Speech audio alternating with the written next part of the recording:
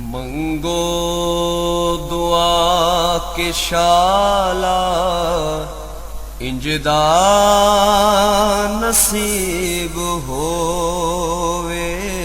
मंगो दुआ के शाला इंजदा नसीब होवे। जद आवे मौत मैनू, जद आवे मौत मैनू। बिस्मिल्लाहिर्रहमानिर्रहीम। अस्सलामु अलैकुम दोस्तों और बुजुर्गों नाज़रीन, तुहाडे सामने अगली वीडियो दे नाल हाज़र हां। देख रहे हो तुसीं जिहड़ी ये वीडियो है, वीडियो तो तुसीं पहले देख चुके हो, इहदे बनाउण दा सारा तरीकाकार देख चुके हो। तो यह जी तुहाडे सामने सिर्फ और सिर्फ तुहानूं असीं ये पट्टी लगाउण दा तरीका दसना है कि पट्टी नूं किहड़े तरीके दे नाल लगाना है और पट्टी लगाउण तो पहले असीं की जिहड़ियां ने साडा तरीकाकार है उहनूं असीं क्लीयर करना है, ताकि असीं अपनी बीमारी तो जिहड़ा ना वो अल्लाह पाक कोलों शिफा हासिल कर सकीए। और ये जिहड़ा इस्तेमाल करन दा इहदा तरीका होएगा वो भी बहुत वधिया है, बहुत अच्छा है, बहुत ज़बरदस्त है। और इनके फ़ायदे जिहड़े ने एक कामयाब जिंदगी गुजारन वास्ते बेहतरीन चीज़ है। और हाँ, अगर इस दे नाल दवाई खाण दे वास्ते भी जरूरत महसूस होवे तो बंदे नूं खा लैनी भी चाहिए है, वो खा लैनी भी बेहतर होंदी है। तो यह हुण तुहाडे सामने इहदा जिहड़ा वो तरीकाकार है वो तुहाडी खिदमत च लिआने आ। सब तो पहले जनाब ये एक इशारातन तुहानूं मैं दिखा रहा, खरल दा वट्टा है, लेकिन तुहानूं मैं इशारातन जिहड़ी चीज़ दिखा रहा उहनूं समझण की कोशिश करो, बल्कि समझियो कि यह एक पट्टी है जिहड़ी असीं कंप्लीट कर ली सी। तुसीं पिछली वीडियो देख चुके हो और वो मैं पिछली वीडियो का लिंक भी जिहड़ा ना वो जिहड़ी इहनूं बनाउण दा तरीका वो तुहानूं विच रख दिता है, वो तुसीं देख लेना। और ये पट्टी नूं लगाउण दा तरीका कार यह है कि सब तो पहले जिहड़ा ना एक मक्खन लैना तुसीं देसी मक्खन के बारे मैं तुहानूं समझा दें कि मक्खन तुसीं वो लैना है कि जिहड़ा घर बनाया जाता है, चाटी वगैरह बनाया जाता है, या तुसीं वैसे दही लिया के तो मक्खन जिहड़ा ना वो बासानी बना सकते हो। यानी कि दही की मलाई लिया के किसी भी दही वाली दुकान तो उन्होंने अच्छी तरह रिड़क के मधानी वगैरह के नाल उन्होंने अच्छी तरह रिड़कोगे तो उन्होंने थोड़ी देर बाद वो तुहाडे गुजारे के मुताबिक, यानी कि एक बंदे के गुजारे के मुताबिक जिहड़ा ना वो 1 किलो दही की अगर मलाई होएगी तो बासानी 3 पट्टियां जिहड़ियां ना वो ईजीली हो जाएगियां। और ये 3 पट्टियां का कोर्स है और एक पट्टी नूं जिहड़ा कम अज़ कम 7 दिन इस्तेमाल करना है, यानी कि 6 तो 7 दिन इस्तेमाल करना है। और इसनूं जनाब जिहड़ा मक्खन जिहड़ा ना वो बाजारी मक्खन नहीं लेना, मक्खन घर का बनाया होया होना चाहिए है, क्योंकि बाजारी मक्खन जिहड़ा उसदे विच नमक हुंदा है और मजीद कैमिकल दे विच हुंदा है, इस वजह तो वो मक्खन नहीं इस्तेमाल करना, घर का मक्खन जिहड़ा इस्तेमाल करना है। सब तो पहले जनाब तुहानूं तरीका करें दा इस चीज़ का दसने है कि मक्खन जिहड़ा इस्तेमाल करना है वो जिलद दे सारी जिलद के हेठां उत्ता जिहड़ा उपर नीचे सारा लगाया जाए तो कोई ऐसा मसला नहीं है।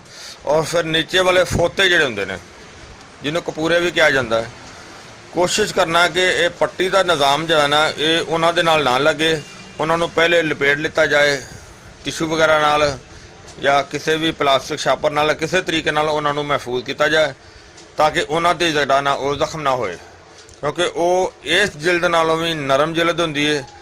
ताकि अगर उस जिल्द ते दवाई का जुल्द कोई लगेगा तो फिर मजीद जख्म होने का खतरा होंदा है। लिहाजा है कि जिहड़ी नफ्स की जिल्द हुंदी है इत्थे ये पट्टी जिहड़ी ना ये जख्म नहीं करेगी। और मक्खन जड़ा ना इस तरीके नाल लगाना है, मक्खन पहले भी लगाना है तो बाद भी लगाना है, लेकिन पहले जड़ा तुहानूं मैं दस्सिया कि पहले अच्छी तरह जिल्द मक्खन लगा के तो यह जी पट्टी है इनू तुसीं पहले कम अज़ कम 24 घंटे रोगन कतान दे विच डुबो के रखना है। इनू फोल्ड करके शीशी पा देना, या फिर इस तरह करना है कि कोई भी इस तरह की चीज़ लैके जिंदे पट्टी जी ने इनू इस तरह रखा जाए, रोगन कतान जो उनके उत्ते पा दिता जाए तो उन्होंने कम अज़ कम जड़ा ना 20 तो 22 घंटे इहदे विच जड़ा ना वो डुबी रहे। फिर जो पट्टी लगानी है, लगान दे वेले पहले मक्खन का इस्तेमाल करना है, मक्खन तो बाद सपारू वाला हिस्सा जड़ा इनू छड्ड के इस दे नाल ही बिल्कुल यानी कि इनू जिन्ने भी अगर निज़ाम है कुदरत ने बनाया है और इनू जिल्द इस तरीके नाल ये लपेटनी है ऐसे तरीके नाल। और बाज़ का इस तरह होंदा है कि कुछ अल्लाह की शान है कि जिसामत अगर छोटी वड्डी वो तो अल्लाह पाक की ज़ात बेहतर जानती है। अगर ज़्यादा ही सुकड़ जाए तो तुसी पट्टी कट के तेनों अद्धी अद्धी करके इस तरीके नाल भी लगाया जा सकता है, लेकिन अगर जिसामत नॉर्मल हैगी तो उस इस तरीके नाल इनू लगाया जा सकता है। ये जो पट्टी लगानी है, पट्टी लगाने तो बाद इस तरीके नाल इहदे उत्ते धागा लैके ना एक रील दा नलकी जिहड़ी हुंदी है सिलाई कपड़े करने वाली नलकी जिहड़ी हुंदी है उसदा धागा लैके उहनूं अच्छी तरह लेड़ा ना वो लपेट देना है, अच्छी तरह लपेटना है। यानी कि ज़्यादा जोर नाल नहीं लपेटना, सिर्फ इस लिहाज नाल लपेटना कि पट्टी उतरे भी ना तो पट्टी लूज भी ना होवे। इन्ना ज़्यादा सख्त भी नहीं लपेटना कि बाद का अगर पेशाब की हाजत होवे तो वो परेशानी का बायस बने। बिल्कुल मुतदिल तरीके दे नाल यानी कि नरम तरीके दे नाल जिहड़ा ना वो जिहड़ा ना धागा जिहड़ा ना वो मिलना। धागा लगाने तो बाद फिर कम अज कम 3 घंटे पट्टी नूं जिहड़ा ना तुसीं लग्या रहन देना।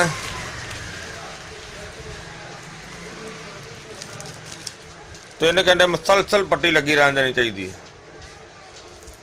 3 घंटे तो बाद जब पट्टी उतारनी है, पट्टी उतार के वो दोबारा जिहड़ा तेल साडा पिया होया होएगा वो तेल दे विच पट्टी दोबारा डबो देनी है और वो पट्टी तकरीबन उस तरह ही फिर 18 तो 20 घंटे उस तेल च डुबी रहे। दोबारा जो पट्टी इस्तेमाल करनी, हाँ जो पट्टी उतारनी है, पट्टी उतारन वेले मक्खन का इस्तेमाल फिर दोबारा करना है। हेठां उपर नीचे सारी जगह ते ना मक्खन का इस्तेमाल लाजमी करना है। मक्खन का इस्तेमाल करके उस तो बाद पट्टी नूं दोबारा वो तेल दे विच कतान दे विच दोबारा भगो के रख देना है। वो उस तरह ही 18 घंटे 19 घंटे या 20 घंटे भिजी होगी। दोबारा फिर जदों भी इस्तेमाल करना है उनका जिस तरह तरीकाकार तुहानूं मैं पहले दस्सिया है इस तरीके दे नाल सारा इस्तेमाल रखना है। और ये इस चीज़ का खास ख्याल रखना है कि पट्टी 3 तो 4 घंटे इस तो वध नहीं लगानी। और ये अल्लाह ताला ने इस दे विच इन्नी ज़्यादा पावर रखी कि इहदे नाल बहुत ही ज़बरदस्त फायदा होएगा, बहुत ही आला किस्म का फायदा होएगा। और इस दे नाल ये तो तुहाडे सामने सी लगान का तरीका जिहड़ा मैं तुहानूं दस्सिया है। तो फायदे इहदे पहले तो तुहानूं मैं सारे वजाहत नाल नहीं दस्से, लेकिन फायदे इहदे इत्थों तक है कि इहदे नाल लागरपन जिहड़ा ना इंशाअल्लाह वो भी बहुत बेहतर होएगा।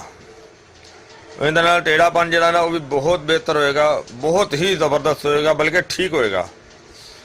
और इहदे नाल दौराने मुबाशरत अगर लूजपन हो जाता है तो वह भी इहदे नाल बहुत बेहतर बल्कि ठीक हो जाएगा। सब तो जिहड़ा एक मेन मसला सब तो ज़्यादा हर इंसान की सोच दे विच हुंदा है और इहदे नाल इहदे इस्तेमाल दे नाल 3 पट्टियां दे कोर्स दे नाल 100% है कि इंच तो 1.25 इंच का भी इजाफा हो सकता है।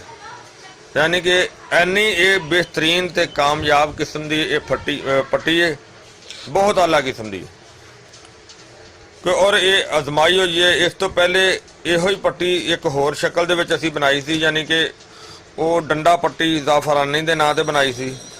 लिहाजा इहदे विच असीं होर मजीद इजाफा किया है, काफ़ी चीज़ों का इजाफा किया है कि वो तुसीं वीडियो देख सकते हो कि वीडियो दे विच जिहड़ा कि इहदे विच काफ़ी बेहतरी होर लिआंदी है। हालांकि उस पट्टी का भी रिजल्ट अच्छा सी, इहदा मजीद उहदे तो भी अच्छा और बेहतरीन और ज़बरदस्त रिजल्ट होएगा। और ये जिहड़ियां मैं गल्लां कर रहा हकीकत ने, इंशाअल्लाह इहदे नाल वाकई बहुत ज़बरदस्त फायदा होएगा और इहदे नाल अज़वाजी जिंदगी बहुत बेहतर सोहने तरीके नाल जिहड़ा ना दुखी बंदा वो गुजार सकेगा। और इस दे नाल अगर किसी दवाई की खाण की जरूरत होगी तो दवाई खा लेनी होर ज़्यादा बेहतर होंदा है। यानी कि बेशक इंसान का मैदा ही क्यों ना खराब होवे, अगर मैदा खराब है तो फिर उन्होंने जिस्म ते कोई भी दवाई उन्होंने असर नहीं करेगी। मैदे के निज़ाम को ठीक रखना जिहड़ा ना वो बहुत जरूरी है। ਤੇ ਇਹ ਵੀਡੀਓ ਦੇ ਵਿੱਚ ਜਿਹੜਾ ਨਾ ਤੁਹਾਨੂੰ ਅਸੀਂ ਇਹ ਸਿਰਫ ਇਹ ਲਗਾਉਣ ਦਾ ਤਰੀਕਾ ਦੱਸਿਆ ਹੈ। ਜਿਹੜੀ ਇਹਦੀ ਬਣਾਉਣ ਦੀ ਤਿਆਰੀ ਦੀ ਵੀਡੀਓ ਉਹ ਅਲੱਗਾ ਹੈ, ਉਹਦਾ ਲਿੰਕ ਤੁਸੀਂ ਦੇਖ ਲਿਆ ਨਾ, ਔਰ ਮਜ਼ੀਦ ਉਹ ਅਲੱਗਾ ਅਪਲੋਡ ਹੋ ਚੁੱਕੀ ਹੈ। ਤੇ ਉਹ ਸਾਡੇ ਦੋਵੇਂ ਚੈਨਲ ਜਿਹੜੇ ਨੇ ਹਰਬਲ ਜ਼ਿੰਦਗੀ ਔਰ ਦੇਸੀ ਪੰਸਾਰ ਟੀਵੀ ਦੋਨਾਂ ਦੇ ਵਿੱਚ ਮੌਜੂਦ ਹੈ। ਔਰ ਮੈਂ ਉਮੀਦ ਕਰਨਾ ਕਿ ਮੇਰੇ ਦੋਸਤਾਂ ਭਰਾਵਾਂ ਨੂੰ ਇਹ ਵੀਡੀਓ ਅੱਛੀ ਲੱਗੀ ਹੋਈ ਹੋਣੀ ਹੈ, ਔਰ ਇਹਨੂੰ ਤੁਸੀਂ ਲਾਜ਼ਮੀ ਜਿਹੜਾ ਕਿ ਲਾਈਕ ਔਰ ਸ਼ੇਅਰ ਲਾਜ਼ਮੀ ਕਰਨਾ ਹੈ, ਔਰ ਸਬਸਕ੍ਰਾਈਬ ਵੀ ਲਾਜ਼ਮੀ ਕਰਨਾ ਹੈ। ਔਰ ਵੀਡੀਓ ਦੇ ਥੱਲੇ ਜਿਹੜਾ ਕਿ ਬੈਲ ਦਾ ਨਿਸ਼ਾਨ ਹੈ ਉਹਨੂੰ ਲਾਜ਼ਮੀ ਦਬਾ ਦੇਣਾ, ਤਾਂ ਕਿ ਤੁਹਾਨੂੰ ਆਉਣ ਵਾਲੀ ਹਰ ਨਵੀਂ ਵੀਡੀਓ ਬਾਸਾਨੀ ਮਿਲ ਸਕੇ। ਔਰ ਇਨਸ਼ਾਅੱਲਾ ਅਗਲੀ ਵੀਡੀਓ ਨਾਲ ਫਿਰ ਮਿਲਾਂਗੇ। इजाज़त, अल्लाह हाफिज़, अस्सलामु अलैकुम वरहमतुल्लाहि वबरकातुहू। गए बतेरे सरकार नू कमांगे, गम हो गए बतेरे सरकार नू कमांगे, दर्दा दर्दान पाए घेरे, दर्दान पाए घेरे।